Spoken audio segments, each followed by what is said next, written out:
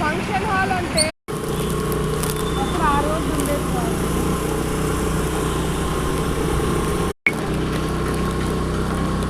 Post చేయడం ఇలా అయిపోయింది అన్నట్టు. December 15th రామ్ మిరియాలో మంచిగా మెట్లు మాత్రం అట్లే ఉన్నాయి కాబట్టి డైమండ్ జూబ్లీ స్టేడియం అది పిల్లలేమో ఇక్కడ. ఇది మెట్ల దారి, మెట్లన్నీ పూల్ చేసి రోడ్ చేసేసారు. చేయలే